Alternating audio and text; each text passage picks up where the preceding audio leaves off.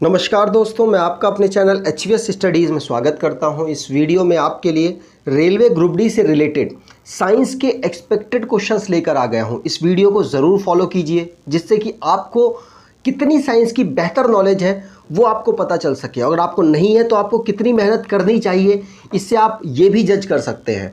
सारे चैप्टर्स जो NCERT के चैप्टर्स हैं 9th और 10th वहाँ से ज़्यादातर क्वेश्चंस आपके बनेंगे, तो आप उनको ज़रूर तैयार कर लें। एटलीस्ट 2 से 3 बार ज़रूर पढ़ें। मतलब आप कहेंगे मैंने तो NCERT एक बार पढ़ ली, नहीं, एक बार से काम नहीं चलेगा भैया। आपको कम से कम 2 से 3 बार पढ़ना चाहिए, और पढ़ने के साथ साथ किसी जगह से आपको MCQ भी करना चाहिए, जिससे कि आपको पता तो चल पाए कि आप कितने पानी में हैं। और ये रेलवे ग्रुप डी का एग्ज़ाम आपको निकालना है, और इसी पूरे एम से आपको जाना है पेपर देने। कंपटीशन भी थोड़ा सा दूसरे एग्ज़ाम्स के कंपेयर में कम होगा, इतना भी कम नहीं होगा कि आप बिल्कुल कम नंबर ले आए और आपका सिलेक्शन हो जाएगा, नहीं होगा। लेकिन आपको बेहतर परफॉर्मेंस करना है, जिससे कि आपको आने के बाद वीडियो वो वाली ना देखनी पड़े जैसे कट ऑफ कौन कितनी बनी, कितना क्या बना। ये वीडियो से आपको बचना है। तो अभी आपको जितनी बेहतर पढ़ाई करनी है उतनी बेहतर पढ़ाई कीजिए, जितना बेहतर कंटेंट देखना है उतना देखिए, आपको बेनिफिट मिलेगा आपके एग्ज़ाम में। अगर आपको ये वीडियो अच्छी लगे तो आपसे ये अनुरोध है, वीडियो को लाइक कर दीजिएगा, चैनल को सब्सक्राइब कर लीजिएगा, और एटलीस्ट अपने कुछ दोस्तों तक वीडियो को शेयर ज़रूर कीजिएगा। चलिए बात करते हैं पहले क्वेश्चन की। एक वीडियो ऑलरेडी प्रोवाइड करा चुका हूं साइंस की, तो आप उसे पहले देख लें, जिससे कि आपको ना सीक्वेंस पूरा पता चल पाए। देखिए, मैंने कुछ क्वेश्चंस वहां पे कवर किए, अब यहां कवर कर रहा हूं। ऐसे करते करते 9, 10 दोनों की NCERT में कवर कर दूंगा, ज़्यादातर टॉपिक जो मेन टॉपिक है उनके क्वेश्चंस। तो आप इसको फॉलो करें, उस वीडियो को भी देख लीजिएगा जब आपको टाइम मिले तब। पहले क्वेश्चन की बात करें, according to the third law of motion, हमारे पास 3 लॉ मोशन के हैं जो कि न्यूटन साहब ने दिए थे। यहां पर थर्ड लॉ की बात की जा रही है। क्या है वो? Action and reaction. अब एक्शन और रिएक्शन के अकॉर्डिंग इनमें से कौन सी स्टेटमेंट सही है? देखिए, अगर मेरे पास मान लीजिए एक आदमी है, ये रहा एक आदमी, वो एक आदमी दूसरे आदमी को चांटा मारता है, तभी तो एक्शन और रिएक्शन होगा। इसके गाल पे चांटा लगा और इसके हाथ पे भी लगा, मतलब हाथ पे दर्द हुआ, तो क्या हुआ? ये एक्शन और रिएक्शन का एग्जाम्पल है। यहां पर आपको क्लियर हो रहा होगा, 2 बॉडियों के बीच में फोर्सेस लग रहे हैं। तो यहां पर आप समझें कि जो एक्शन और रिएक्शन होता है थर्ड लॉ के अकॉर्डिंग, वो कभी भी सेम बॉडी पर नहीं होगा, तो पहला गलत। दूसरा, always act on different body, यही सही है। एक्शन रिएक्शन हमेशा, अगर एक्शन कोई और बॉडी कर रही होती है तो रिएक्शन कोई दूसरी बॉडी करेगी, समझ रहे हैं? तो ये है, दोनों हमेशा अलग अलग बॉडी पे काम करता है। तो बी ऑप्शन यहां पर बिल्कुल सही हो जाएगा। Have same magnitude and direction. देखिए, मैग्नीट्यूड तो सेम होता है लेकिन डायरेक्शन सेम नहीं होती। अगर एक की डायरेक्शन साउथ है तो दूसरे की नॉर्थ होगी, एक की ईस्ट है तो दूसरे की वेस्ट होगी, याद रखना है, अपोजिट डायरेक्शन में काम करता है। तो ये भी स्टेटमेंट गलत हो गया। Act on either body at normal to each other, दोनों बॉडी मतलब किसी एक बॉडी पर काम करेगा और नॉर्मल काम करेगा, तो ऐसा थोड़ी ना है। नॉर्मल जरूर थोड़ा नॉर्मल ही काम करे, मतलब 90 डिग्री पर कहने की कोशिश करा, नॉर्मल के रेस्पेक्ट में काम करेगा, तो ऐसा कुछ नहीं है। तो यहाँ पर बी ऑप्शन बिल्कुल सही है। ठीक है, चलिए आगे बात करें। अगला क्वेश्चन है, फिजिक्स के क्वेश्चन यहाँ पर लिए हैं, फिजिक्स के चैप्टर को यहाँ पर कवर कर रहा हूँ। तो बोला जा रहा है, एक ऑब्जेक्ट है, ऑब्जेक्ट का मास 2 किलोग्राम है, is sliding with a constant velocity. ये कांस्टेंट वेलोसिटी से चल रही है, मतलब स्लाइड कर रही है। ठीक है, स्पीड क्या है इसकी? 4 मीटर पर सेकेंड, और ऑन अ फ्रिक्शनलेस हॉरिजॉन्ट फिक्स, जहाँ जिस पर ये चल रही है ना वहाँ पर कोई फ्रिक्शन नहीं है। ठीक है, force required to keep the object moving with the same velocity. अब इसको कितना फोर्स चाहिए होगा चलने के लिए? अच्छा, पहला लॉ किसने पढ़ा है? न्यूटन का पहला लॉ किसने पढ़ा है? उसमें यह बोला गया था, अगर कोई भी फोर्स नहीं है, मतलब कोई भी एक्सटर्नल फोर्स नहीं है, अगर बॉडी चल रही है तो चलती रहेगी, रुकी हुई है तो रुकी रहेगी। अब इसी स्पीड से चलने के लिए इसे कितना फोर्स चाहिए? जब फ्रिक्शनलेस सरफेस है और कोई फोर्स की बात की नहीं गई, तो मतलब इसको कोई फोर्स नहीं चाहिए होगा, इसको कोई फोर्स नहीं चाहिए होगा इसको चलने के लिए। तो आंसर हो जाएगा 0 न्यूटन का फोर्स चाहिए होगा इसको इस स्पीड से चलने के लिए। अगर फ्रिक्शन फोर्स होता उसके बाद हम बताते कि इतना फोर्स चाहिए था।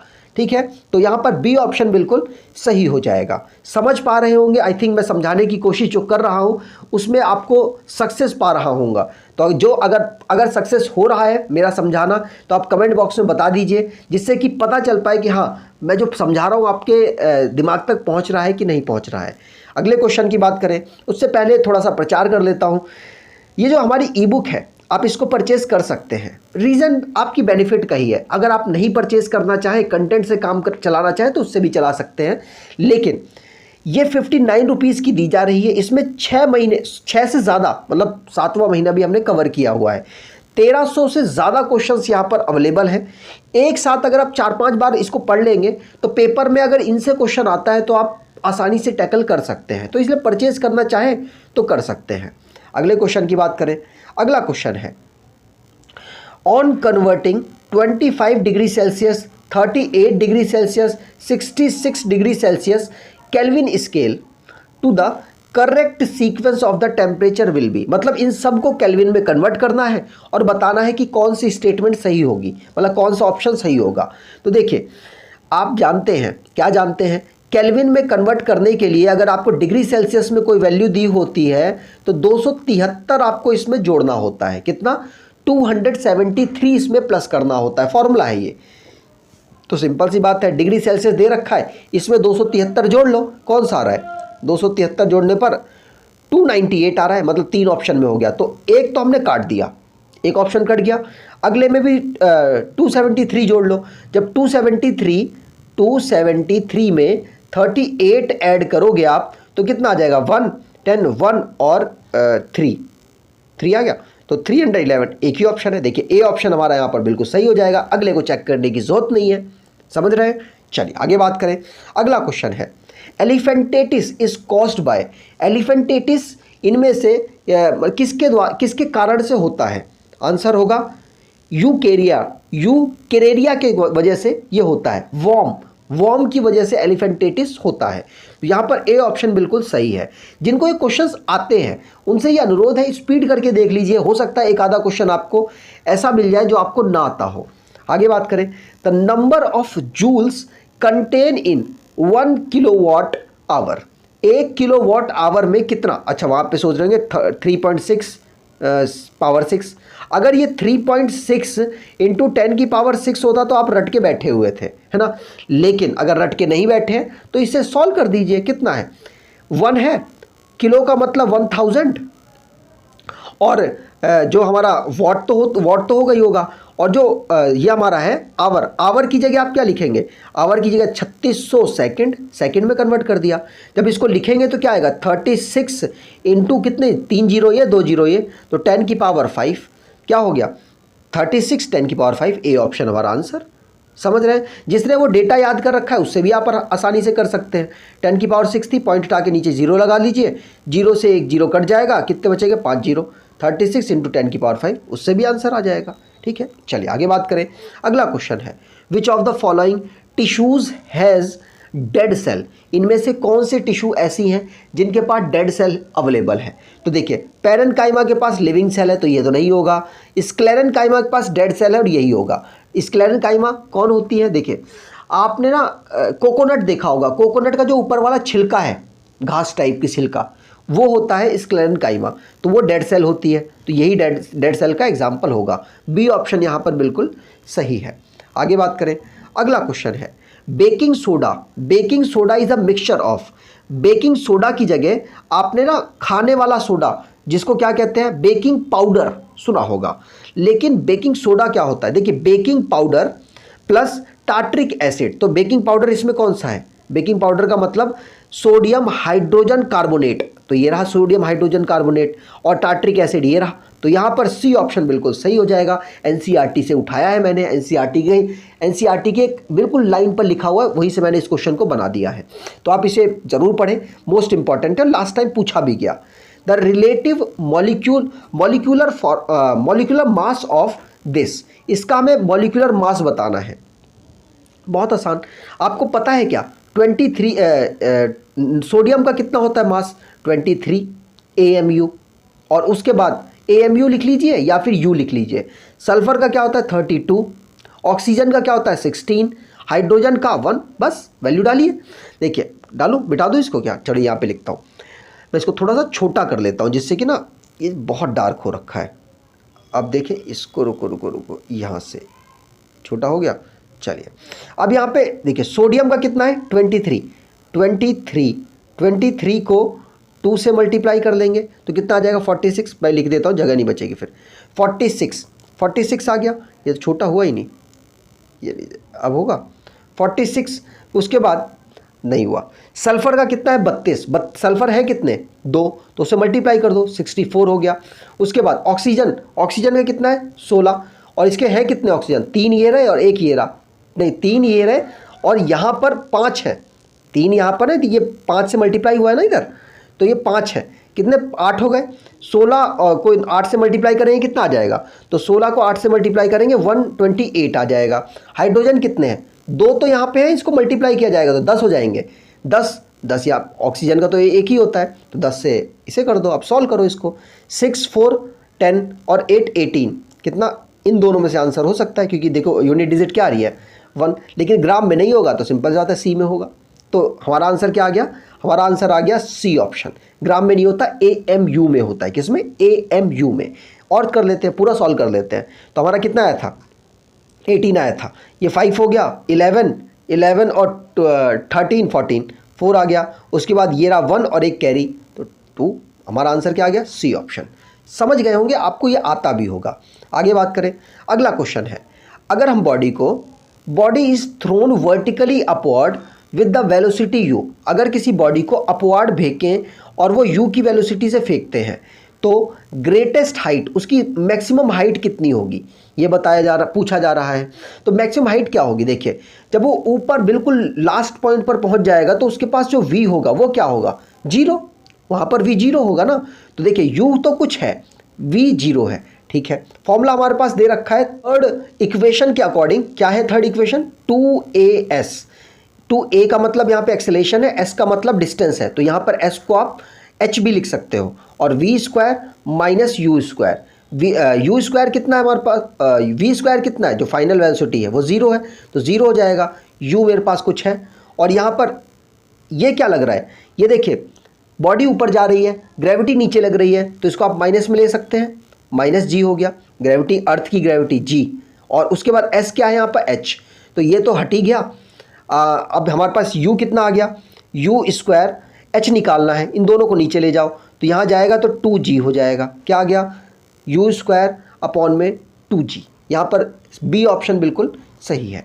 अगले क्वेश्चन की बात करें, the numerical ratio of displacement to the distance for a moving object is. देखिए पूछ रहा है जो डिस्प्लेसमेंट है वो डिस्टेंस से क्या होगा। सोचिए एक बॉडी ऐसे गई, ऐसे गई, ऐसे गई, ऐसे गई, यहाँ पे 5 डिस्टेंस, यहाँ पर 2 डिस्टेंस, यहाँ पर 2 डिस्टेंस, यहाँ पर 4, इसको ऐसा करो राउंड फिगर करता हूँ, चल 2 कर लो, और यहाँ पर इसने कितना किया, यहाँ पर मान ली 5 किया, तो कितना डिस्टेंस कितनी ट्रैवल की, डिस्टेंस क्या होता है, ट्रैवलिंग कितनी डिस्टेंस, कितनी किस किस एरिया में गया है। तो 5 2 5 2 7 7 2 9 9 और 2 11 11 5 16, टोटल डिस्टेंस कितनी हो गई 16। लेकिन डिस्प्लेसमेंट क्या होगी, डिस्प्लेसमेंट तो बिल्कुल शॉर्टेस्ट डिस्टेंस होगी, 5 2 7 और 5 12 डिस्टेंस होगी। तो डिस्प्लेसमेंट हमेशा डिस्टेंस या तो कम होगी या तो बराबर भी हो सकती है। बराबर कैसे, जैसे सीधा गया,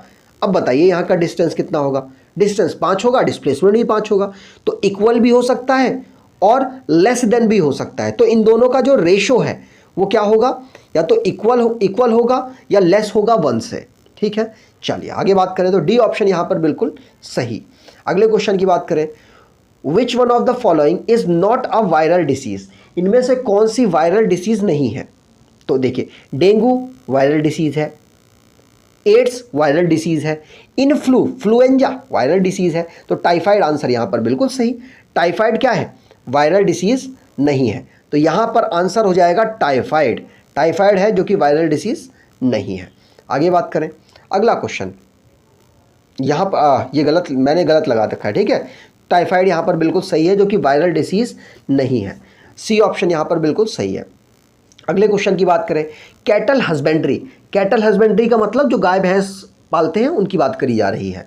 is done for the following purpose, वो किस लिए गाय भैंस पालते हैं? सिंपल सी बात है, मिल्क के लिए, एग्रीकल्चर काम के लिए, जो ड्रॉट होते हैं, ड्रॉट कह रहा हूँ, जो हमारे ऑक्स वगैरह होते हैं, बैल वगैरह, वो किसके काम आते हैं? एग्रीकल्चर के एक्टिविटी पे काम करे जा सकते हैं। और मीट प्रोडक्शन के लिए भी इसका यूज़ किया जाता है। हमारे साउथ इंडिया में इसका यूज़ इसीलिए भी करते हैं। तो यहाँ पर पहला, दूसरा और तीसरा आंसर हो जाएगा। रेलवे ने यही आंसर दिया है, तो इसलिए आपको ए ऑप्शन लगाकर आगे बढ़ना है। बहुत सारे लोग मतलब धार्मिक होंगे तो उनको लगा, अरे नहीं गाय जी, अरे यार दूसरे लोगों का है वो, इसमें मैं कुछ कह नहीं सकता, लेकिन आंसर आपको यही लगाना है। मैंने अपनी तरफ से कोई आंसर इसमें नहीं दिया है, ठीक है? तो कोई प्लीज़ बुरा ना माने, मैं कुछ अपनी तरफ से नहीं बताता हूँ। आगे बात करें तो अगला क्वेश्चन है, what mass of carbon dioxide will contain 3.011 into 10 की पावर 23 मॉलिक्यूल। अगर कार्बन डाइऑक्साइड के कितने मास होगा, उसके अणु इतने हो। देखिए आपके पास ना मोल निकालने के दो फॉर्मूले थे। क्या थे? एक तो नंबर ऑफ पार्टिकल लिखे, पार्टिकल लिखा हुआ है यहाँ पे, ठीक है? और नीचे अवोगाद्रो संख्या। कौन सी? अवोगाद्रो संख्या। इसको डिवाइड करके मोल निकाल सकते हैं। अब मोल जब निकल जाएगा उसके बाद मोल बराबर होता है मास अपॉन में मॉलिक्यूलर मास, है ना? तो उसके बाद जब मोल निकलेगा तो इस वाले फॉर्मूले को लगा देंगे। मैं कर रहा हूं, तो देखिए इसको मैं अगर अवोगाद्रो संख्या से डिवाइड कर दूं तो मेरा मोल की संख्या आ जाएगी, 10 की पावर 23 है, 23 है ये भी, इससे कट गया और ये 1/2 आ गया। मोल कितना आ गया मेरा? 1/2। मोल की संख्या आ गई मेरी 1/2। फॉर्मूला क्या होता है? मास अपॉन में मॉलिक्यूलर मास। तो इसका मॉलिक्यूलर मास क्या होगा? कार्बन का होता है 12 नंबर और ऑक्सीजन का होता है 16 नंबर। तो 16 को 2 से मल्टीप्लाई किया, आ गया 32 और 12 आ गया 44। तो मॉलिक्यूलर मास कितना आ गया? 44। तो ये 44 जब इधर जाएगा तो इधर मल्टीप्लाई में आ जाएगा, इसको 2 से डिवाइड कर देंगे, कितना आएगा? 22। तो 22 ग्राम यहाँ पर आंसर बिल्कुल सही होगा। बी ऑप्शन यहाँ पर बिल्कुल सही है। आगे बात करें, Minamata disease is a nervous disorder caused by eating fish polluted by. तो मिनी माता डिसीज़ जो होती है वो हमारी न्यूरॉन की डिसीजेज होती हैं, नर्वस सिस्टम की डिसीज़ होती है। तो ये किसकी वजह से हो सकती है? तो मरकरी के मतलब मरकरी अगर पानी में मिला हुआ है तो उसकी वजह से ये हो सकती है। तो सी ऑप्शन यहाँ पर बिल्कुल सही है। आगे बात करें, kidney stones are composed of. Kidney का जो स्टोन पथरी होती है, गुर्दे की जो पथरी होती है, वो किससे बनी होती है? आंसर होगा कैल्शियम ऑक्जेलेट से। तो यहाँ पर ए ऑप्शन बिल्कुल सही है। क्वेश्चंस का कलेक्शन अगर आपको बेहतर लगा हो, एक्सप्लेनेशन बेहतर लगा हो, कुछ क्वेश्चन हो सकता है आपको ना समझ आए हो, तो आपसे अनुरोध है कमेंट बताइएगा। नेक्स्ट वीडियो में आपको एक्सप्लेन करने की कोशिश करूँगा। वीडियो अगर आपको अच्छी लगी हो तो आपसे अनुरोध है वीडियो को लाइक कर दीजिएगा, चैनल को सब्सक्राइब कर लीजिएगा और एटलीस्ट अपने कुछ दोस्तों तक वीडियो को शेयर ज़रूर कीजिएगा। धन्यवाद।